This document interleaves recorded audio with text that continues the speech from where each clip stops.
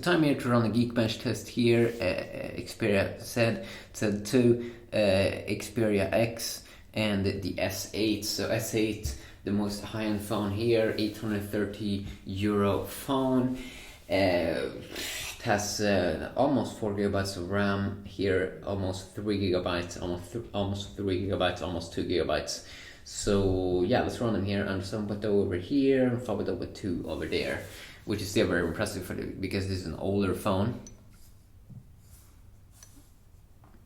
So let's see what kind of score we're getting here. Sometimes I also run the Antutu program, which is a little bit more graphical. I've been thinking about maybe start to run another graphical tests because there are some other games or there are some other benchmark programs out there. And also do not mistake the Xperia X for the Xperia XZ, which is this phone, which has the brand new kind of redesigned here, kind of like the more of a tube design, a little bit different design here, but it feels way more classy and looks way better. This one was quite a nice phone actually, and the premium edition of the XZ is coming out this summer, so that's going to be interesting there. In terms of speeds here, they are chugging along pretty well. Even the Xperia XZ, I think this one is running on Snapdragon S4 Pro or something.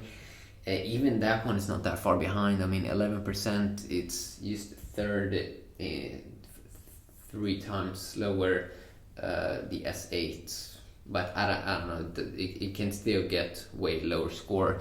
The S8 is probably gonna win this one in Geekbench 4.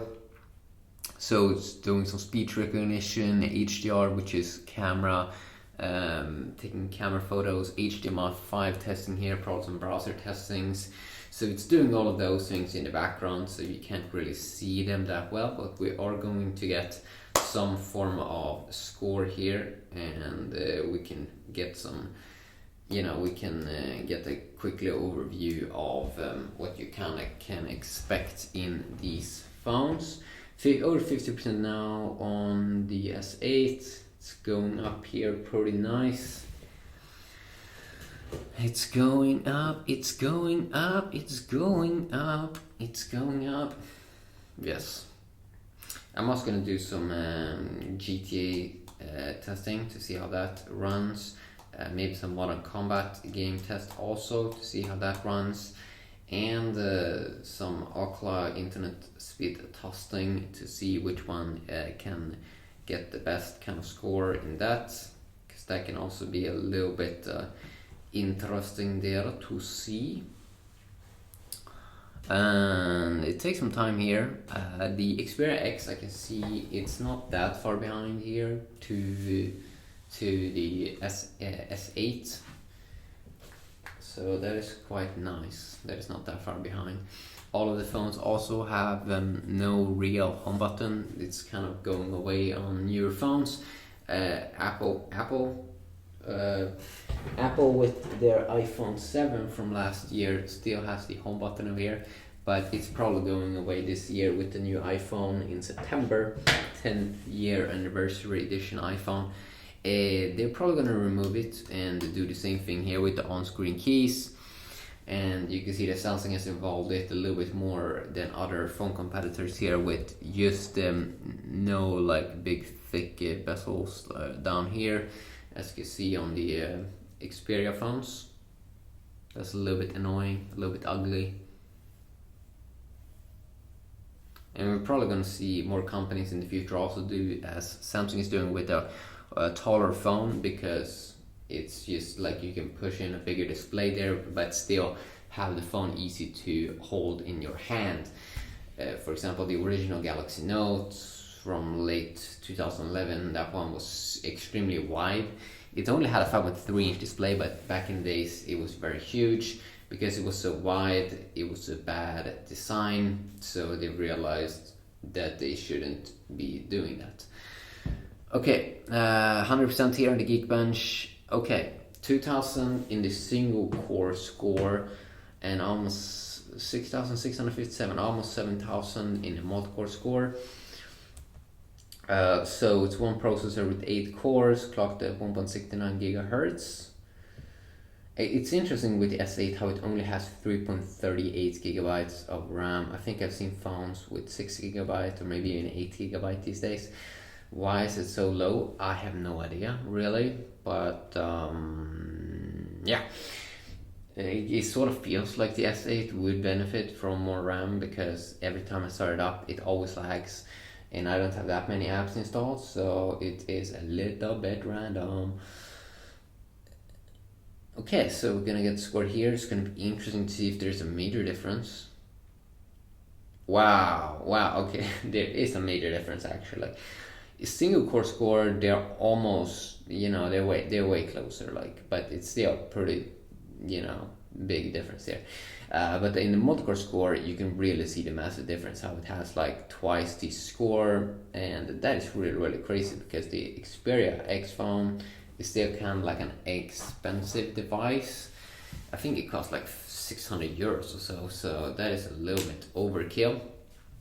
And we're gonna see on the C2 if that one might be worth it to buy, because this one still runs very nice, and it even has like, I think, a better form factor than the Xperia X. I think the Xperia X was a boring phone. The Xperia XZ here, it was a cool phone because it has some nice improvements on the design, so it feels a bit premium. Okay, yeah, so as we can see here, the difference between the Xperia Z2 and the Xperia X, I can definitely say that it might actually be worth it to invest in the Xperia Z2, because I think that phone you can probably get, if you buy it, from someone who already has owned it, third part or whatever, if they're selling, it's probably can be a good idea to buy it. Maybe you can even get it for 150 euros or something. I would not be surprised, because why would you get this one? This one is like overpriced. This one you just get a tiny bit improvement, but you also get like a smaller display. Look at this. When I take him up here, which phone looks the boss? Obviously the phone that looks the most the boss here is Xperia Z2, and you still get the same kind of UI experience here. So that is interesting. Let's just see what kind of score we're gonna get now on the original, or not the original, but the first Xperia Z phone, this one over here. This one is probably gonna get a bad score. Something I did remember with this phone was it had a horrible camera. I mean, the camera was just so bad. Like when you recorded videos, or like shake the camera, everything was just like bouncing around. It is kind of interesting because it doesn't feel like Sony should be that bad, because I think they're doing the kind of like the cameras for Apple or something, for their iPhones. So I think they're doing the sensor or something. So it kind of feels like they should be better. I don't really know.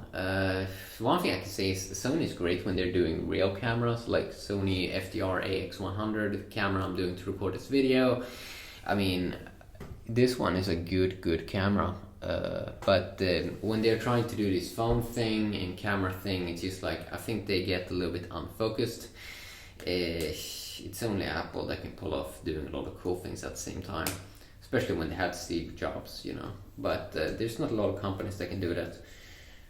Okay, so let's see what kind of score we're getting here. 88% running speech recognition. 88%, wow. That one is a slow boy.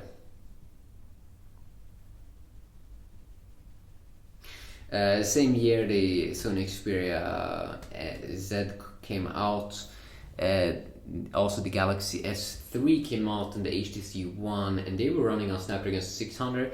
But the I'm pretty sure the Xperia X, not Xperia X, Xperia Z got the Snapdragon S4 Pro, which was the little bit slower variant. Everyone wanted the Snapdragon 600, but yeah, it was bad. It was a disaster. Okay, so it got the score here incoming. it is interesting. I mean, it's not that bad. Like, it could have been way worse. 500, so around half of the score you're gonna get here. So, it's not that bad again, but you probably don't want to buy this phone. Depends on what you want to do, but maybe if you can get it for 50 euros. But yeah, quickly a video checking that out. Hopefully you enjoyed, and yeah, have a great day.